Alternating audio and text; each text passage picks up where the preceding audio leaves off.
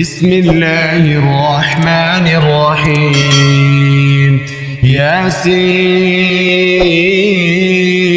والقرآن الحكيم إنك لمن المرسلين على صراط مستقيم تنزيل العزيز الرحيم لتنذر قوما ما أنذر آباؤهم فهم غافلون لقد حق القول على أكثرهم فهم لا يؤمنون إنا جعلنا في أعناقهم أغلالا فهي إلى الأذقان فهم مقمحون وجعلنا من بين أيديهم سدا ومن خلفهم سدا فاغشيناهم فهم لا يبصرون وسواء عليهم أنذرتهم أم لم تنذرهم لا يؤمنون إنما تنذر من اتبع الذكر وخشي الرحمن بالغيب فبشره بمغفرة وأجر كريم إنا نحن نحيي الموتى ونكتب ما قدموا وآثارهم وكل شيء أحصيناه في إمام مبين واضرب لهم مثلا أصحاب القرية إذ جاءها المرسلون إذ أرسلنا إليهم اثنين فكذبوهما فعززنا بثالث فقالوا إنا إليكم مرسلون قالوا ما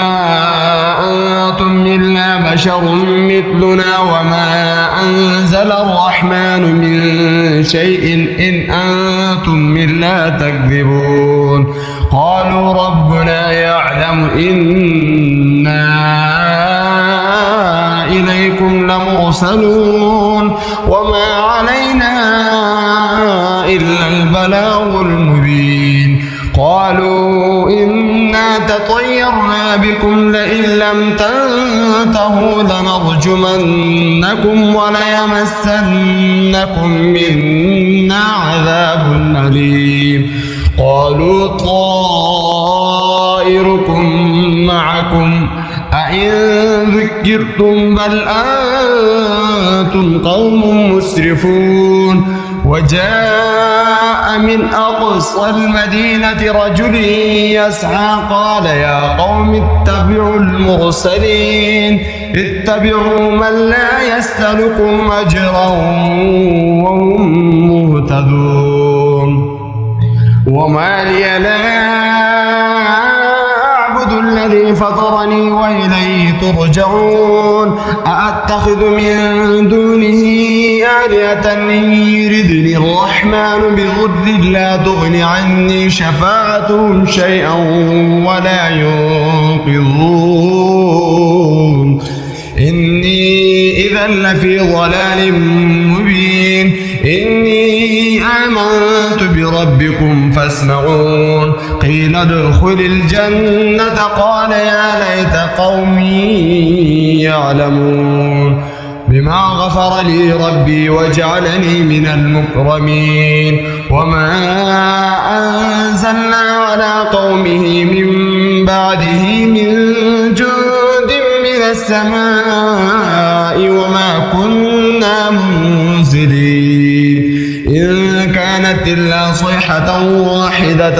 فإذا هم خامدون يا حسرة على العباد ما يأتيهم من رسول إلا كانوا به يستهزئون ألم يروا كم أهلكنا قبلهم من القرون أنهم إليهم لا يرجعون وإن كل لما جميع لدينا محضرون وآية لهم الأرض الميتة أحييناها وأخرجنا منها حبا فمنه يأكلون وجعلنا فيها جنات من نخيل وأعناب وفجرنا فيها من العيون ليأكلوا من ثمره وما عملت أيديهم أفلا يشكرون سبحان الذي خلق الأزواج كلها مما تنبت الأرض ومن أنفسهم ومما لا يعلمون وآية لهم الليل نسلخ منه النهار فإذا هم مظلمون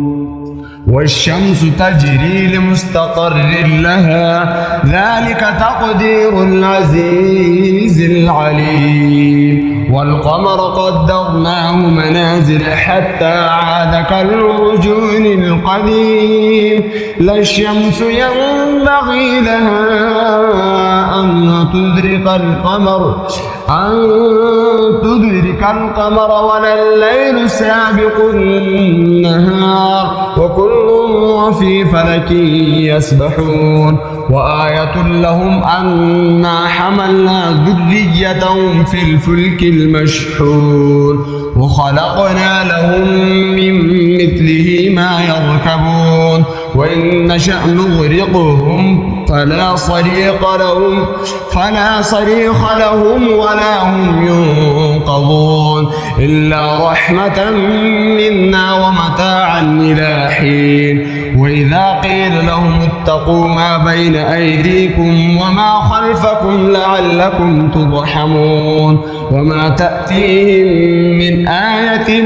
من آيات ربهم إلا كانوا عنها معرضين وإذا قيل لهم أنفقوا مما رزقكم الله قال الذين كفروا للذين آمنوا أنطعم من لو يشاء الله أطعمه إن أنتم إلا في ضلال مبين ويقولون متى هذا الوعد إن كنتم صادقين ما ينظرون إلا صيحة واحدة تأخذهم وهم يخصمون فلا يستطيعون توصية ولا إلى أهلهم يرجعون ونفخ في الصور فإذا هم من الأجداث إلى ربهم ينسلون قالوا يا ويلنا من بعثنا من مرقدنا هذا ما وعد الرحمن وصدق المرسلون